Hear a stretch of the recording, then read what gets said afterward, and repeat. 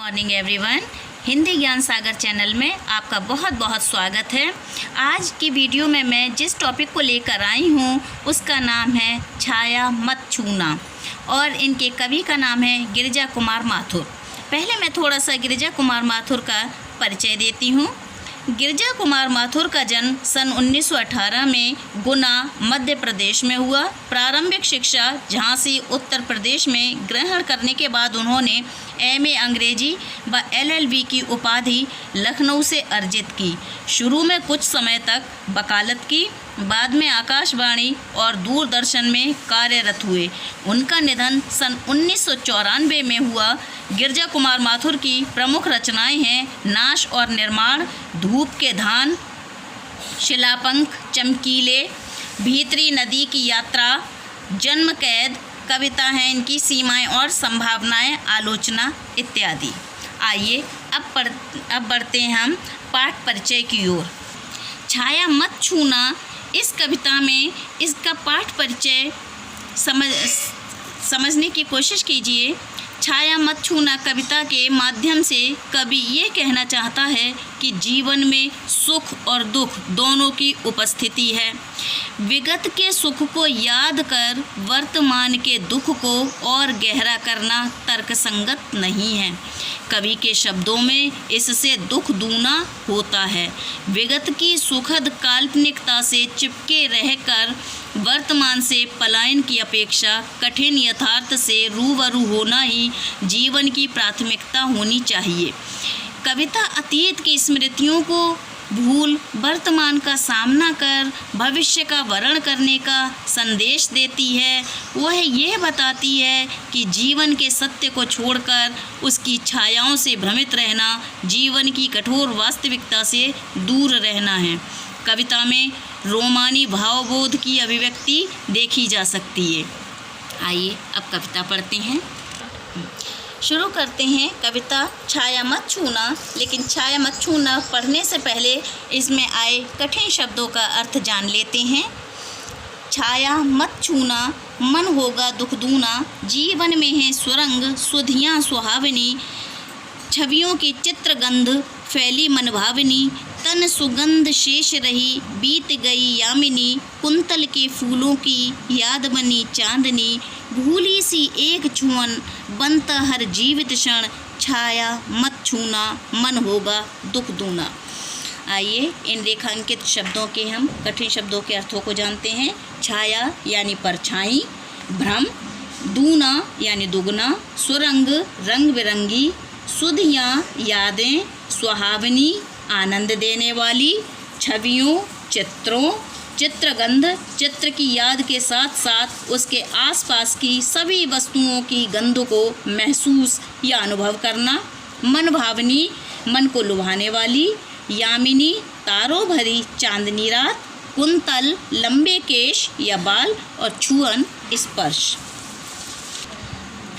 आइए भावार्थ पढ़ते हैं इसका। इस कविता में कवि ने बताया है कि हमें अपने बीते हुए जीवन की बातों और स्मृतियों को याद नहीं करना चाहिए। उन्हें याद करने से हम भ्रम या दुविधा में फंस जाते हैं, जिसके कारण हमारा वर्तमान जीवन भी प्रभावित हो जाता है और वो यादें, वो स्मृतियाँ हमारे लिए दुख का कारण बन जाती हैं।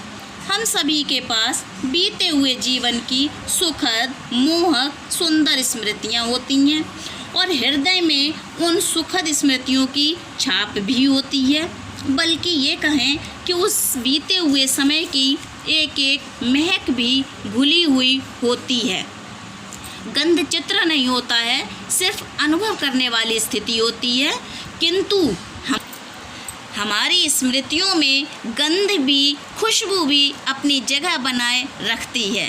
कभी गंध चित्र कहकर अनुभव की इस स्थिति को भी आँखों के सामने लाकर खड़ा कर देते हैं। कभी अपनी प्रेमिका के साथ बिताए हुए समय की स्मृतियों में खोए हुए हैं। वह कहते हैं कि मिलन की वह रात बीत चुकी है। प्रेमिका के साथ रात बिताने के बाद केवल उसके तन की सुगंध ही शेष रह जाती है। उस मिलन के बाद से कोई भी सुहानी चांदनी रात बस बालों में लगे बेला के फूलों की याद दिला देती है। उस बीते हुए का हर जीवित क्षण मेरे लिए किसी भी छुअन की तरह बनकर रह गया है। उन यादों की छोटी सी कौंध भी मेरे हृदय को छूकर बहुत परेशान करती है। इसीलिए इन पंक्तियों में कवि यादों की छुअन से बचना चाहता है। ऐसा कहकर कवि अपनी यादों को सहेजता भी है। यश है या ना वैभव है, मान है ना शर्माया, जितना ही दौड़ा तू उतना ही भरमाया।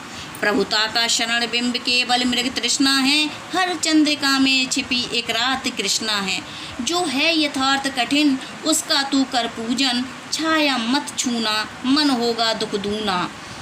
आइए इसमें कठिन शब्दों के अर्थों को जानते हैं। यश यानी प्रसिद्धि, वैभव धन संपत्ति मान सम्मान, सरमाया पूंजी या धन, भरमाया भ्रम में पड़ा हुआ, प्रभुता बड़प्पन, प्रभुता का शरण बड़प्पन का एहसास, मृग तृष्णा कड़ी धूप में रेतीले मैदानों में जल के होने का एहसास, छलावा यानी छलावा, चंद्रिका चांदनी, कृष्णा काली, यथार्थ सत्य सच्चाई।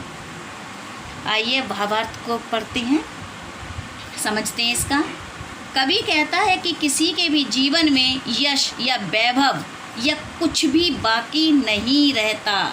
यश या वैभव को बनाए रखने के लिए हम और आप हमेशा कोशिश करते हैं। इस अंधी दौड़ में सफल होने या हो जाने का केवल भ्रम ही रहता है। ये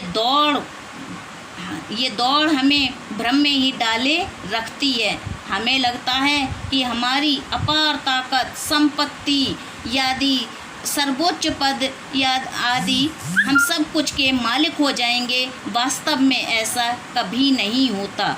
सफलता की ये दौड़ हमारे जीवन के लिए मृग तृष्णा यानी छलावा ही साबित होती है। जीवन के रेगिस्तान में फंसा हुआ मन रूपी मृग पानी की तलाश में गर्मी से उठने वाली ऊष्म तरंगों को ही पानी समझकर दौड़ पड़ता है। अपने जीवन में हम और आप भी सफलता की ओर इसी मानसिकता के साथ दौड़ते हैं। हमारे जीवन के सुख के जो क्षण चांदनी के समान सुंदर और सुखकारी होते हैं, वह हमेशा ऐसे बने नहीं रहते। जैसे चांदनी रात के बाद अंधेरी रातें निश्चित रूप से आती हैं, उसी प्रकार हमारे जीवन में भी सुख के दिनों के बाद दुख का अंधेरा भी छाता है। इसलिए हम सबको इस कठिन सच्चाई को स्वीकार कर लेना चाहिए और उसका सम्मान करना चाहिए। अगर हम दुख से पीड़ित हो अपने आप को या परिस्थितियों को कोसते रहेंगे तो ये हमारे मनुष्य जीवन का सम्मान नहीं होगा। दुख और पीड़ा के दिनों में सुख भरे दिनों की यादें निश्चित तौर पर दुख को दूना कर देती हैं। इसलिए कवि चाहता है कि उन दिनों की स्मृतियाँ उसके मन में ना उभरें।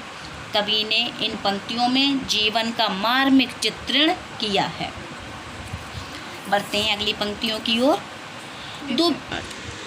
आइए अब आगे पंक्तियों की ओर बढ़ते हैं। दुविधा हत साहस है, दिखता है पंथ नहीं, दे सुखी हो पर मन के, दुख का अंत नहीं।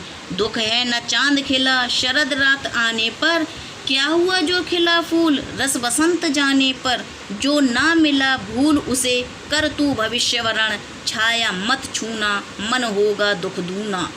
दुविधाहत यानी दुविधा में फंसा हुआ, पंथ यानी रास्ता, देह तन शरीर, शरद एक ऋतु का नाम, रस बसंत रस से भरपूर मत वाली बसंत ऋतु, वरण चुनना या अपनाना। आइए इसका भावार्थ जानने की कोशिश करते हैं। इसमें कवि कहता है कि दुविधा की स्थिति में मनुष्य कोई निर्णय नहीं कर पाता। क्या सही है क्या गलत है उसकी पहचान उसे नहीं हो पाती। इस स्थिति में आने के बाद मनुष्य के भीतर का साहस भी काम नहीं आता। दुविधा की स्थिति उसे परिणाम के प्रति नकारात्मक बना देती है, यानी उसे रिजल्ट के प्रति निगेटिव बना देती है। कवि ने इस स्थिति को ही दुविधा के कारण मरा हुआ साहस कहा है। दुविधा के कारण मनुष्य को अपने जीवन का कोई रास्ता समझ में नहीं आता। कवि का कहना है कि उसके आसपास सुख सुविधा के तमाम साधन हैं, दुनियादारी के हिसाब से वह सुख में है, किंतु उसका मन सुखी नहीं है। उसे वह सुख उस समय नहीं मिला जब उसे मिलना चाहिए था। कवि जीवन की स्थिति को प्राकृतिक बिंब के माध्यम से प्रस्तुत करता है। वह कहता है कि शरद ऋतु की रात आने पर चांद नहीं खिला है। शरद ऋतु की रातें हल्की ठंडी और सुहावनी होती हैं। ऐसी रातों में चांद का निकल आना सौंदर्य में चार चांद लगा देता है, किंतु बादल के कारण ये नहीं हो पाता। कवि के जीवन में जब सुख और आराम के दिन आए तो परिस्थितियों के बादलों ने उसके प्रिय को उसके पास नहीं आने दिया। वह कहता है कि उसके जीवन का बसंत जा चुका है, अब फूल खिलने से उसके जीवन में कोई फ़ायदा नहीं है। इसके बाद भी कवि एक बार फिर से जीवन जी लेने की सकारात्मक मानसिकता से भर उठता है। वह कहता है कि जीवन में जो उसे नहीं मिला उसको भूल जाना ही ठीक है। अब उसे आगे बढ़कर अपने आगे के जीवन के बारे में सोचना चाहिए। दुख और पीड़ा के दिनों में सुख भरे दिनों की स्मृति निश्चित तौर पर दुख को दूना कर देती है। इसलिए कवि चाहता है कि उन दिनों की स्मृतियाँ उसके मन में ना उभरें। इस कविता में कवि ने जीवन के सच का मार्मिक चित्रण किया है और कवि ने जीवन के यथार्थ को बड़े ही प्रभावी ढंग से प्रस्तुत किया है। धन्यवाद।